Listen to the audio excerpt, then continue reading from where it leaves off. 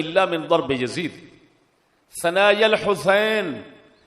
الحسین بالقضیب وحمل آل النبی صلی اللہ علیہ وسلم سبایا علی اقطاب الجمال اے موثقین فی الحبال والنساء مکشفات الرؤوس والوجوہ وذکر اشیاء من قبیح فعلہ.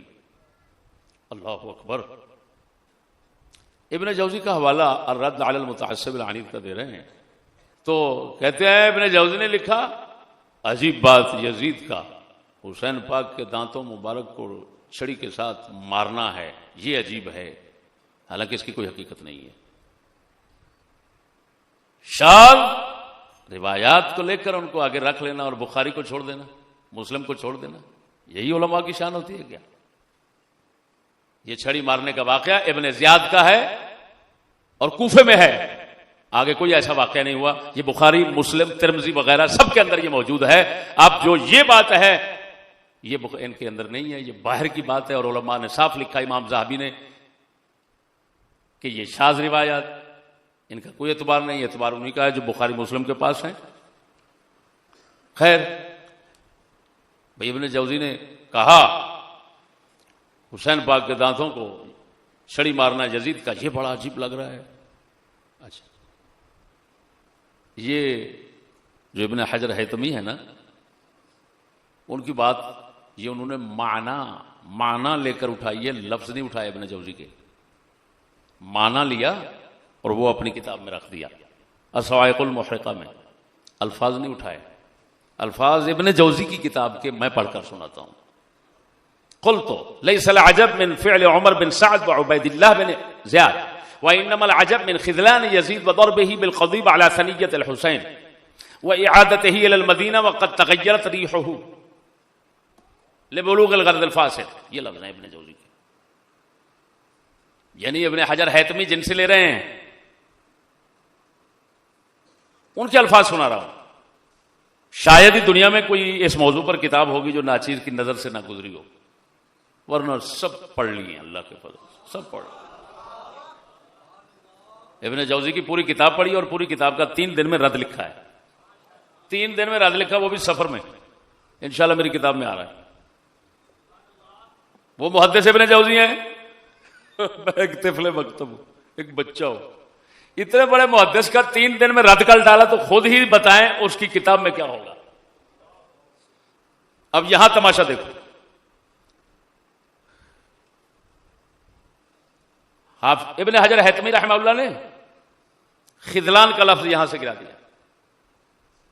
ثنیہ واحد ہے وہاں پر ثنایا کر دیا، جس سے پتہ چل رہا ہے کہ معنی اٹھایا لفظ نہیں اٹھایا. اگلے لفظ افسوس ہے ابن حجر، افسوس ہے آپ پر افسوس ہے. جب خیانت کسی کی ثابت ہو جائے نا میرے خیال میں وہ امامت کا حقدار نہیں رہتا. پھر خیانت کا کیا مطلب؟ عالم ہو کر خیانت کرنا؟ یہ لفظ حضرت نے نہیں اٹھائے، یہ جو پڑھنے لگا ہوں آپ.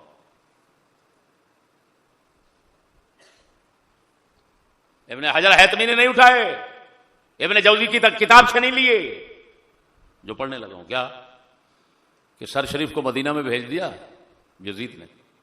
وقد تغیرت ریحہ، معاذ اللہ امام حسین کے سر شریف میں بدبو بڑھ چکی تھی. ایمان سے کہتا ہوں ابن جوزی مر گیا، اگر زندہ ہوتا میں گریبان پکڑ لیتا، اس کو گریبان پکڑ لیتا ہوں. ابن جوزی تو یزید کے ساتھ دشمنی کر رہا ہے یا حسین پاک کے ساتھ کر رہا ہے؟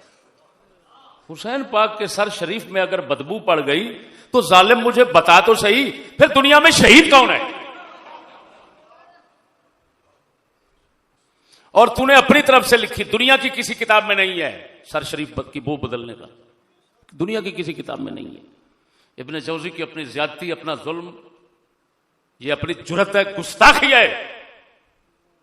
آج کل 1400 سال گزر گئے، ہر جماعت والے کہتے ہیں ہمارا بندہ شہید ہو گیا، اس میں خوشبو تھی، اور ہمارے امام کے سر شریف میں بدبو تھی، تو پھر شہادت کیسے ثابت ہوتی ہے؟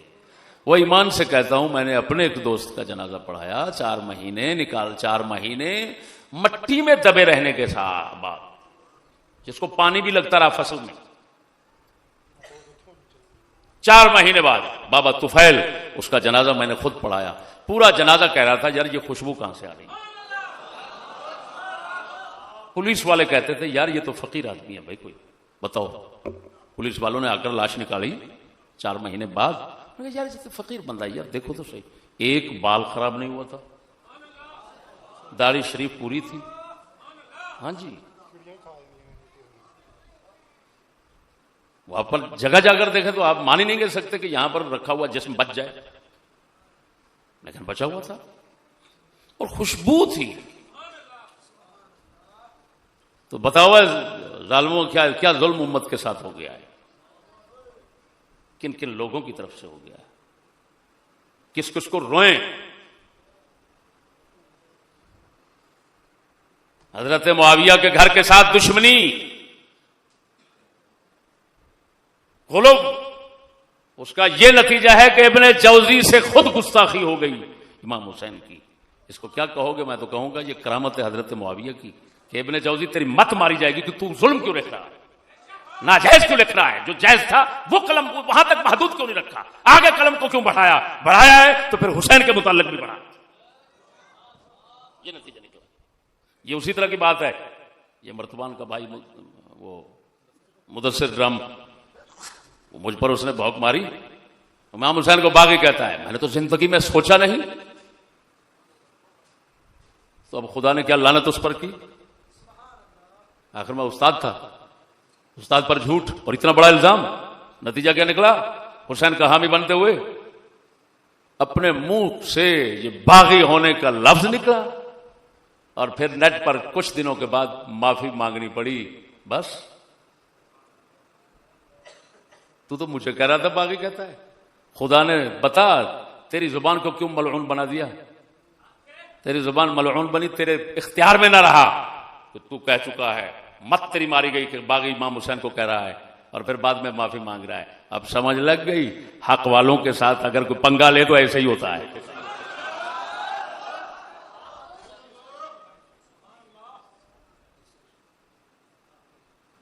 یہ کیوں چھپایا ابن حجر حیتمی نے، یہ لفظ کیوں نہیں اٹھایا ابن جوزی کے؟ حضرت کو پتہ چل گیا تھا یہ غلط لفظ ہے، یہ غلط ہے،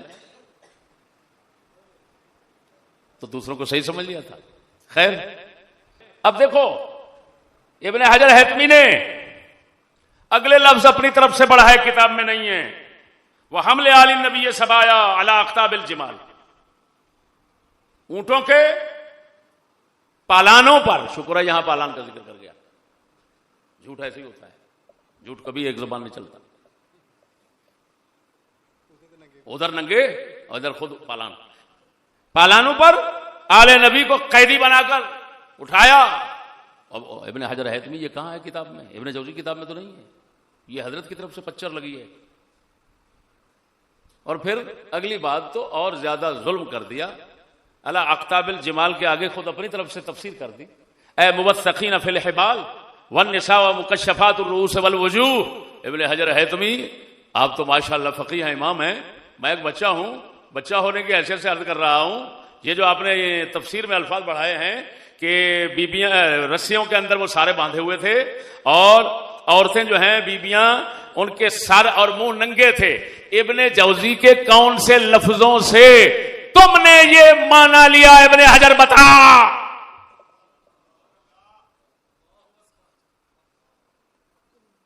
وہ ہم بچے بیٹھے ہیں لغت عربی میں، ہم جانتے ہیں کہ یہ مانا کہیں سے ہونا ممکن ہی نہیں ہے، تم نے کہاں سے لے لیا؟